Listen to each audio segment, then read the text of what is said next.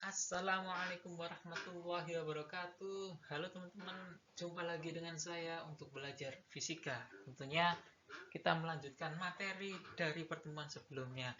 Nah, terakhir kita sudah belajar mengenai sistem pernafasan dan juga sistem ekskresi. Nah, selanjutnya untuk materi selanjutnya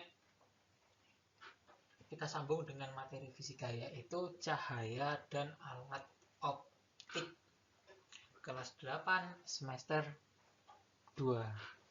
Oke, lanjut. Nah, sebelum masuk ke materi, saya ingin mengajak kalian untuk merenung sejenak. Di sini ada 4 gambar.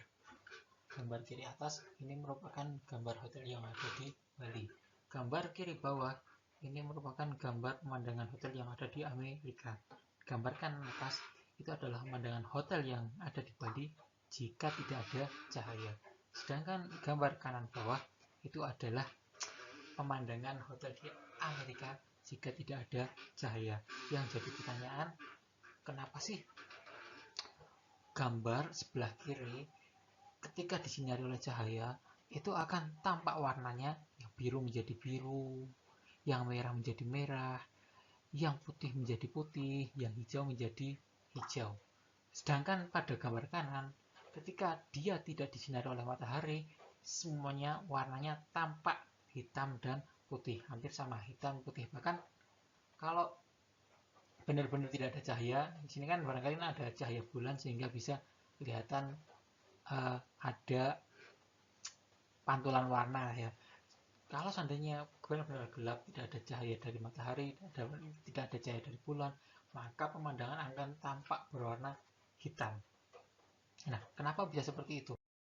Nah, menurut pakar ilmuwan fisika dan ilmuwan filosof lainnya, cahaya itu merupakan bagian dari gelombang elektromagnetik. Nah, gambar di tengah ini merupakan penampakan gelombang air ya, gelombang air. Gelombang itu apa sih? Gelombang itu adalah sesuatu yang merambat, getaran yang merambat. Misalkan ketika kalian menjatuhkan sesuatu ke dalam air, maka air akan membentuk gelombang dan gelombangnya itu akan merambat. Kalau di pantai misalkan kalian akan menemukan suatu ombak, nah itu sama gelombang.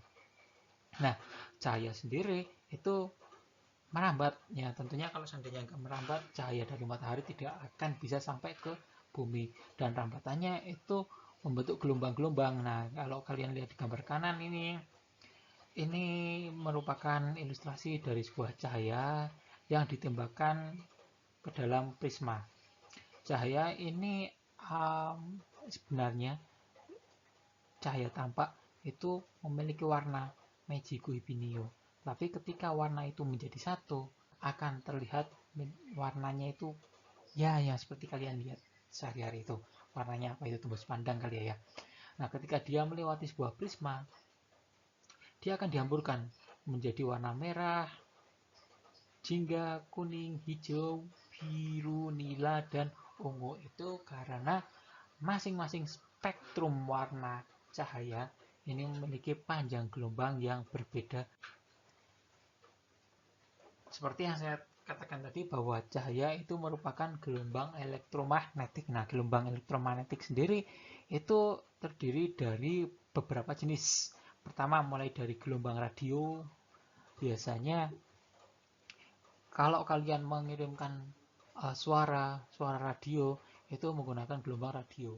TV juga itu menggunakan gelombang radio. Nah, pernahkah kalian membayangkan kenapa sih ketika kalian bicara melalui telepon, suara kalian akan didengar oleh si lawan bicara kalian, meskipun lawan bicara kalian ada di Amerika sekalipun, ada di Eropa, bahkan yang lokasinya sangat jauh, tapi suara kalian bisa sampai ke sana. Nah, itu karena suara kalian, getaran-getaran suara kalian itu dikirimkan melalui apa? Melalui gelombang radio dan juga gelombang mikro. Nah, biasanya kalau sinyal telepon itu masuk ke dalam gelombang mikro. Kalau gelombang radio itu sinyal televisi, sinyal radio masih gelombang radio. Tapi kalau ini kalau televisi pakai antena ya, itu masih masuk dalam gelombang radio. Tapi kalau parabola itu masuknya ke dalam gelombang mikro. Nah, kemudian ada inframerah. gelombang inframerah. Biasanya digunakan pada remote untuk mengontrol sesuatu menggunakan inframerah ya. Ketika ditekan angka 1, maka TV akan menurut pindah ke channel 1. Tekan angka 3, maka TV akan menurut pindah di channel 3. Nah, disitu kan ada semacam perintah yang dilewatkan melalui gelombang inframerah. Nah, yang selanjutnya ini yang keempat, ini merupakan gelombang cahaya atau sinar tampak, dibagi menjadi 7 warna utama. Warna apa saja? Merah, jingga, kuning, hijau, biru, nila, dan ungu. Nah, yang kita kenal sebagai Meiji Kuhibi Nio.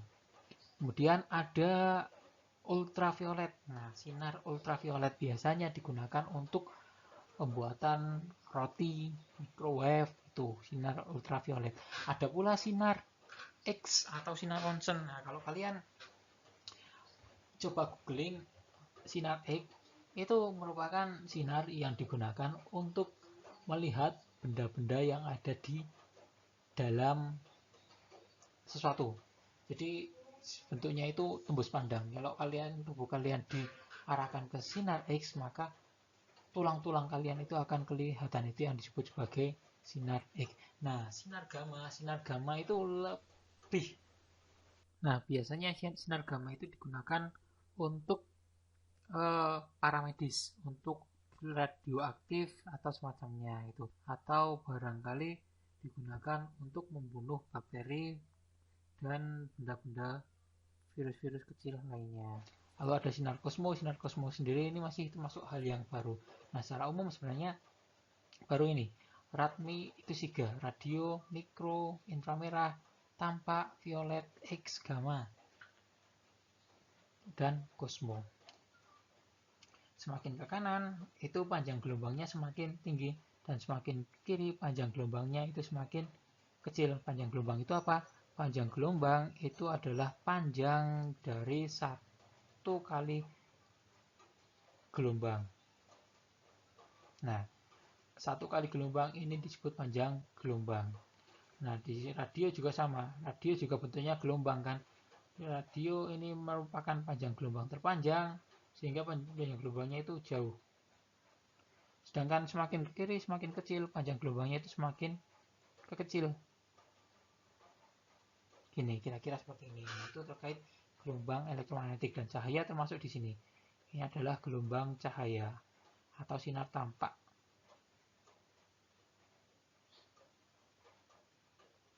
Jadi ada 7 warna ya. Jadi kenapa kalian bisa melihat benda berwarna biru, melihat benda berwarna merah, melihat benda berwarna kuning? Karena pada dasarnya cahaya itu menabrak benda tersebut. Nah, benda sendiri itu memiliki pigmen warna. Nah, semua cahaya yang menabrak benda itu akan dipantulkan kecuali warnanya itu sendiri. Misalkan di sini ada benda berwarna merah. Lalu ada cahaya yang menabrak benda ini.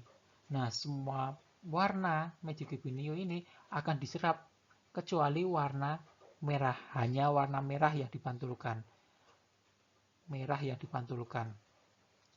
Nah, warna merah itu yang nanti akan masuk ke mata kalian, sehingga mata kalian menerjemahkan bahwa benda itu berwarna merah. Kalian menerjemahkan bahwa benda itu berwarna biru. Ya, prosesnya seperti itu. Nah, itu karena ada cahaya. Nah, di sini ada beberapa sifat cahaya. Pertama, sifat cahaya ini. Gambar kiri atas, dia akan merambat lurus. Cahaya itu memiliki sifat merambat lurus. Lalu sifat yang kedua, dia dapat dibiaskan.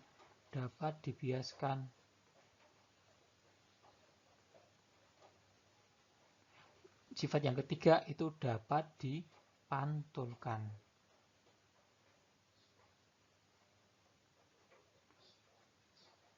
Sebenarnya ada beberapa sifat lain seperti difraksi, dispersi, interferensi, tetapi pembahasan terkait itu ada di tingkat yang lebih tinggi. Nah, untuk sementara tingkat SMP itu masih baru 3. Dia merambat lurus, dia juga dapat dibiaskan. Dibiaskan itu dibengkokkan. lalu dapat dipantulkan. Ketika kalian menyorotkan sebuah sinar ke cermin, maka itu akan dipantulkan. Itu sifat-sifat cahaya. Nah, untuk yang sifat pertama yaitu sifat-sifat pemantulan cahaya. Jadi cahaya itu memiliki sifat dapat dipantulkan. Dan ada dua kemungkinan cahaya dipantulkan. Pertama, dia akan dipantulkan secara acak atau dia memiliki sifat pemantulan secara baur. Baur itu tidak teratur. Dan yang kedua itu adalah pemantulan yang teratur. Nah, pemantulan baur itu terjadi jika cahaya ditembakkan pada benda-benda yang permukaannya kasar, sehingga pantulannya itu tidak teratur. Misalkan ini dia ke bawah, set, pantulan ke kanan. Dia ke bawah, set, pantulan ke atas. Nah, ini pemantulan yang tidak teratur. Nah, kalau yang pemantulan teratur biasanya cahaya dipantulkan melalui bidang yang datar, seperti cermin datar misalkan. Pemantulannya itu akan teratur. Dia dipantulkan ke sini, dia ditembakkan ke sini, dia akan dipantulkan ke sana. Dia ditembakkan ke sini, dia dipantulkan ke sana. Nah, ini polanya itu teratur.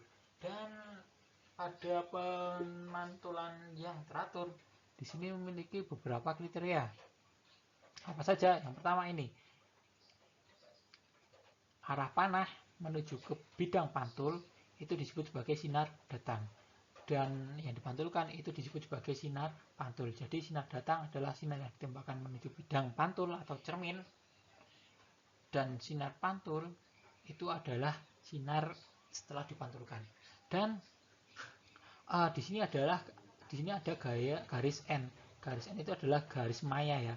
Garis maya ini garis maya, garis semu, yang posisinya itu tegak lurus terhadap bidang pantul. Tegak lurus itu seperti itu, tegak lurus ya. Posisinya adalah tegak lurus terhadap bidang pantul. Dan sinar yang datang ke bidang pantul, jika dia membentuk sudut, maka sudut itu disebut sebagai I. I disebut sebagai sudut datang. Nah, pantulannya dia juga akan membentuk sudut yang disebut sebagai R. R itu disebut sebagai sudut pantul. Sama ya, ini I sebagai sudut datang dan R sebagai sudut pantul. Dan besarnya antara I dan R itu biasanya sama kalau seandainya pemantulannya itu adalah pemantulan yang teratur. Itu terkait sifat pemantulan. Nah, untuk sifat pembahasan sendiri, ini ada dua macam. Ini ilustrasinya seperti ini. Jadi cahaya yang ditembakkan menuju ke air. Awalnya cahaya itu datang dari udara, kemudian menuju zat cair. Nah, dia akan dibiaskan atau dibelokkan. Kalau seandainya dia lurus seperti ini kan ilustrasi kalau dia tidak dibiaskan. Nah, ternyata ketika sampai ke cair, dia akan dibiaskan sehingga dia berbelok. Nah, beloknya kemana? Beloknya ke dalam. Kenapa beloknya ke dalam? Karena cahaya datang dari medium yang kurang rapat, ya ini udara, kemudian menuju ke medium yang lebih rapat, maka dia akan dibelokkan mendekati garis N. Nah, garis N ini adalah garis normal seperti yang saya jelaskan tadi. Garis normal itu adalah garis yang bentuknya itu tegak lurus terhadap garis bidang bias, bidang datar. Ya, dia dipantulkan mendekati garis normal. Begitu pula sebaliknya. Ketika dia datangnya dari medium yang lebih rapat, yaitu air, kemudian menuju ke medium yang kurang rapat, yaitu udara, dia akan dibiaskan. Biasan kemana? Dibiaskan akan menjauhi garis normal. Yang semakin jauh dari garis normal kan sudutnya lebih besar. Itu kalau dari medium rapat menuju medium yang kurang rapat. Jadi itu sifat-sifat dari cahaya. Ada sinar, sifat-sifat pemantulan, pemantulan baur, dan pemantulan teratur. Lalu sifat pembiasan, cahaya akan dibiaskan mendekati garis normal jika datang dari medium kurang rapat menuju medium rapat, dan menjauhi garis normal jika datang dari medium rapat ke medium yang kurang rapat. Nah, selanjutnya untuk pembentukan bayangan pada cermin datar. Jadi di sini ada sebuah ilustrasi sebuah botol susu yang diarahkan pada cermin datar.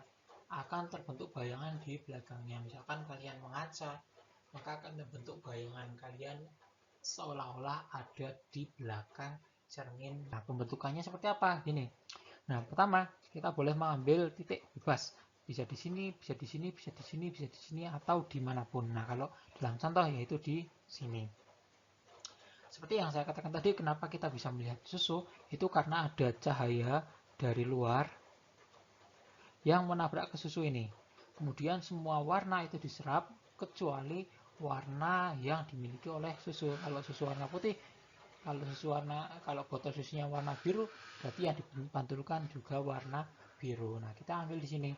Cahaya datang dari sini, ternyata kita anggap dia memiliki warna biru, sehingga warna birunya dipantulkan. Nah, warna biru yang dipantulkan di sini ditembakkan ke kaca.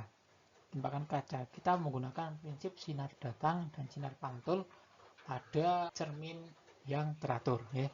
Sini sinarnya datang, kemudian dipantulkan. Sini pula sinar datang, kemudian dipantulkan.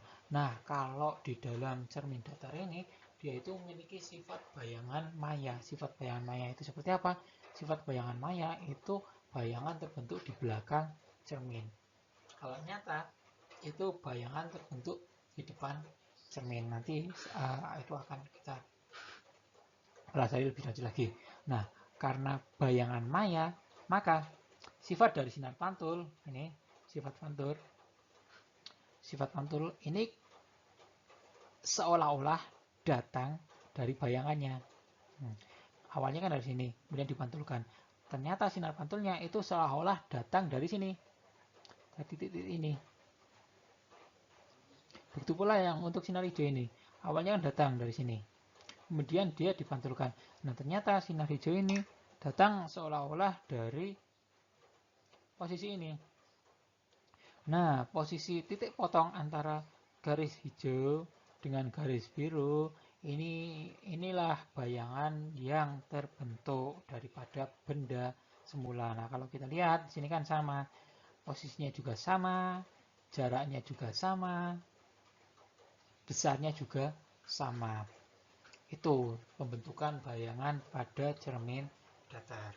Nah, yang perlu kalian perhatikan lagi, di dalam cermin datar atau cermin cembung nantinya atau lensa itu ada beberapa istilah. Yang pertama adalah ini, S. S itu apa? S itu adalah jarak benda. Jarak benda itu apa? Jarak benda itu adalah jarak dari benda ke cermin, itu namanya jarak benda. Ada pula S aksen. Nah, ini S ada tanda petik di atas namanya aksen. S aksen. S aksen itu apa? S aksen itu adalah jarak bayangan. Jarak bayangan. Jarak bayangan itu apa? Jarak bayangan itu adalah jarak bayangan ke cermin, itu namanya jarak bayangan. Itu syarat pertama pada cermin datar. Nah, nanti ada titik fokus, ada pula titik lengkung, garis lengkung. Nah, itu nanti bahasnya lebih lanjut lagi. Nah, di sini pembentukan bayangan pada cermin datar. Pada saat menentukan bayangan pada cermin datar melalui diagram sinar, titik bayangan adalah titik potong berkas sinar-sinar pantul. Ya, titik potong berkas sinar-sinar pantul ini artinya titik potongnya ini. Bayangan bersifat nyata apabila titik potongnya diperoleh dari potongan-potongan sinar pantul yang konvergen atau mengumpul. Maksudnya bersifat nyata itu jika bayangannya terjadi oleh berkas nyatanya. Jadi misalkan ini di sini ada perpotongan di sini, maka bayangan di sini bersifat nyata. Itu yang disebut sebagai bayangan bersifat nyata. Bayangan bersifat maya apabila titik potongnya merupakan hasil perpanjangan sinar-sinar pantul yang divergen atau nyubur. Nah, ini bayangan bersifat maya itu apabila titik potongnya kan di sini, merupakan hasil perpanjangan sinar-sinar pantul yang divergen atau menyebar. Sinar pantulnya kan di sini. Nah, ini perpanjangannya kan di sini. Jika diperpanjang seperti ini. Nah, ini yang disebut sebagai bayangan bersifat maya. Jadi, pada cermin datar, sifat bayangannya adalah maya. Dan besar bayangannya itu adalah sama. Dan benda itu posisinya tegak. Tegak, jadi posisinya itu tegak bayangannya ya, untuk tegak sama. Ini sifat dari cermin datar maya, sama besar dan juga tegak. Itu. Nah, barangkali cukup itu dulu saja untuk pembahasan pada pertemuan hari ini. Nah, untuk pertemuan selanjutnya kita akan bahas mengenai pembentukan bayangan. Nah, untuk itu saya minta kalian untuk belajar di buku LKS terkait cermin dan terkait cahaya dan alat optik. Nah, selanjutnya di sini ada beberapa soal-soal di bawah yang harus kalian kerjakan. Oke, ini kalian kerjakan. Sekian dari saya. Wassalamualaikum warahmatullahi wabarakatuh.